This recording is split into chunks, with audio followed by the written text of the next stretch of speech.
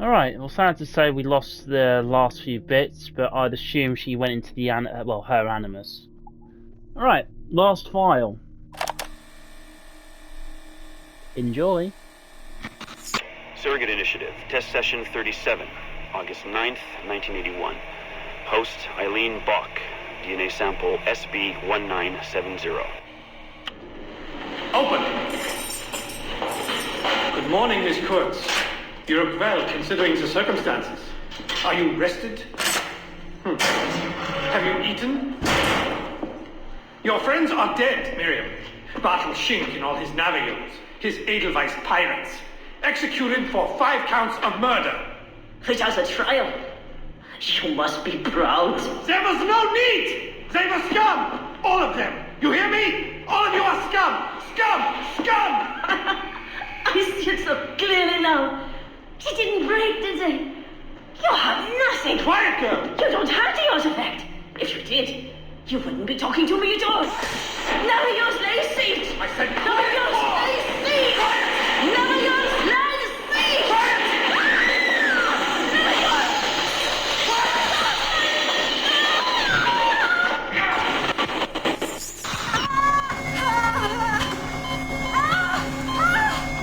Get her out! Get her out!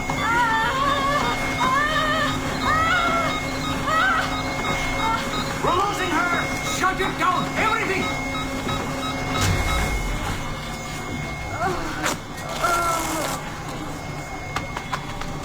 Eileen, open your eyes. Can you hear me? Eileen! Eileen! Power's off! Get the position in here! Step aside, son! Eileen, talk to me. Can you open your eyes? Clear! Oh, God. No response!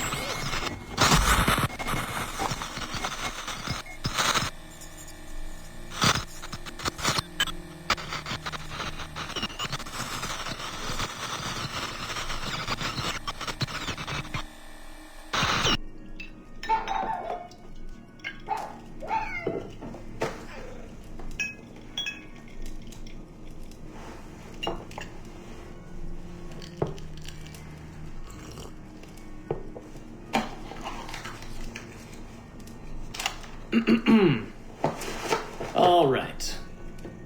Notes towards a speech in honor of Dr. Eileen Bach's premature retirement. When I first learned of Dr. Bach's unfortunate accident, I couldn't help but feel a great sense of loss at... No.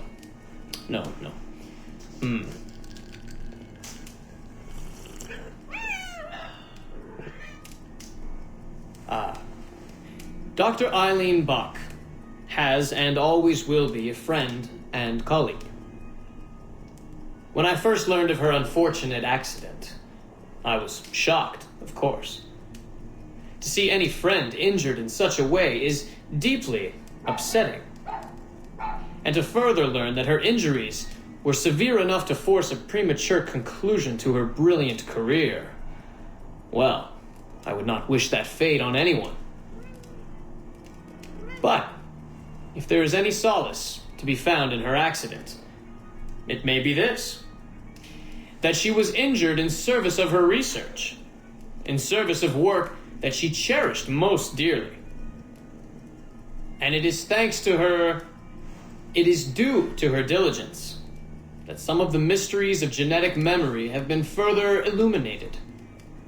And while it is true that work on her project, the Surrogate Initiative, as she called it, has been temporarily halted, the copious amount of work she has done over the past 3 years has been incredibly valuable. So while her work has been suspended for the time being, her legacy will most certainly live on.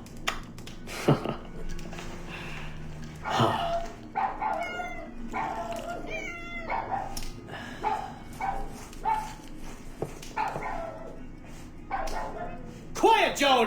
Quiet!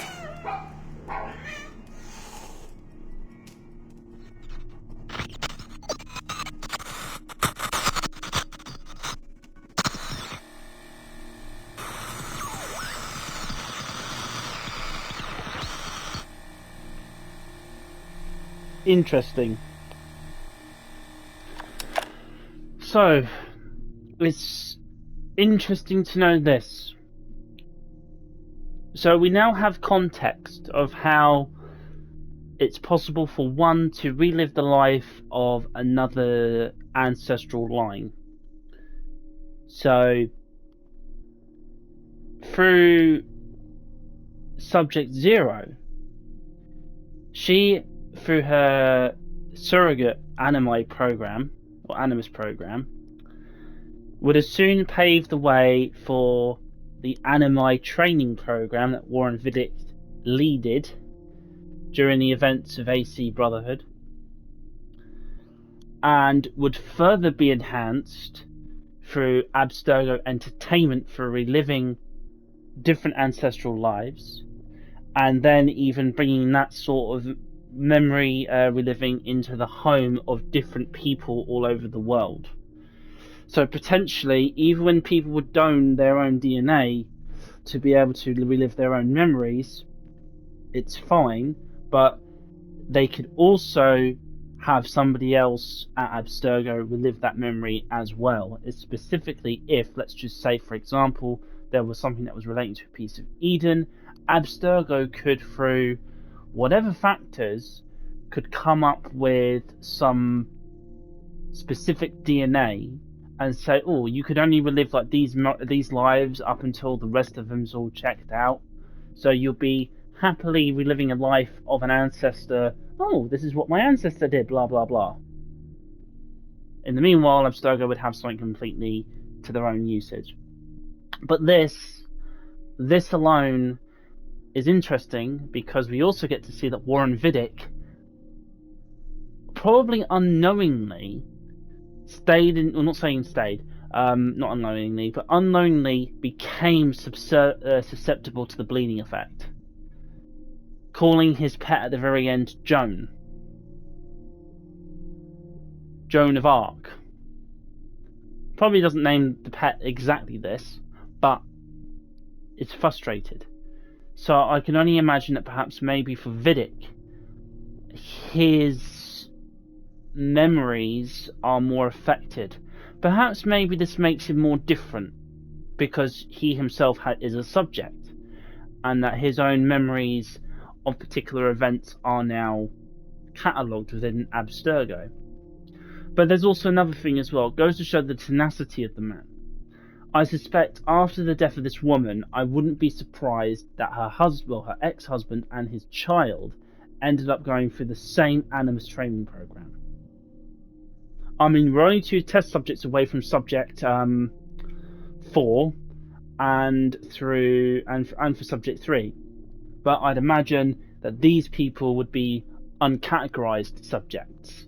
God knows probably what Warren Vidic would have done to them, specifically for artifacts, and that's a good thing as well. See how quickly in the previous video on how the moment where a mention of an artifact of a potential piece of Eden is uttered, Abstergo is quickly hot on its heels and will triple the funding for whatever project. Because if it means that they can track down a piece of Eden, then why not invest into it? They would put time, money, effort, and everything. And it shows. Where they were struggling, then they didn't have the struggle. It's great. This is great. This is what we used to have. And it's shocking, really. We've also got great minds like Robert, AC1, our first Templar Grand Master.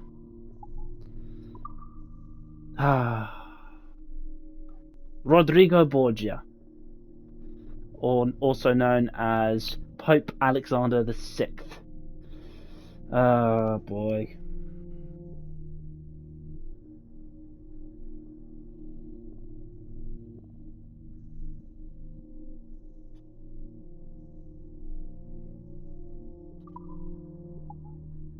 Third one, This is around, I'd say, Adeline de Grand Prix's Templar adversary. I never had the luxury of playing this for Liberation, but I can imagine she is just as vile. And whatever is written here in regards to text, keep in mind Abstergo, who are Templars, love to beef up their people, so there is this. And then, of course, we can't have any great Templar than Haytham Kenway. You know what I like to think, considering that they've got portraits of these people, digitally speaking, I'd like to think in my headcanon that somewhere within the inner sanctum of the Templars, inner sanctum, they have got portraits of probably some of the greatest Templars that have ever lived, through just being, well, Masters of the Order, and maybe Grandmasters, such as Haytham. I mean, look at him. He's debonair, clever. Haytham Kenway was a hero. For a generation of men desperate for a decisive and charismatic leader, slain by his ungrateful son, who could not appreciate the wisdom of his pragmatic, race-blind approach to politics and personal life. Kenway's tenure as Grand Master of the Colonial Rite ended abruptly in 1781. Oh, I mean, as much as I would love him, I do, I love the man. And you will get to see that love and appreciation when I play AC3. You will get to see it, and you'll be witnessing this great and godlike man. Sorry, no, he's not godlike. I wouldn't even say he's the greatest. Well, he is. I don't even. You know what? No, this is just me fanboying over him. Alright? What's not to love? Alright? The man went into a theatre and assassinated an assassin, and quietly told a child to keep his mouth shut and walked away. The guy's a genius. Great, I mean, granted, his father is a pirate and an assassin, and he could have potentially been one of the greatest assassins to ever have lived. But instead, he became a Templar. Poor Haytham. I'll leave the video here.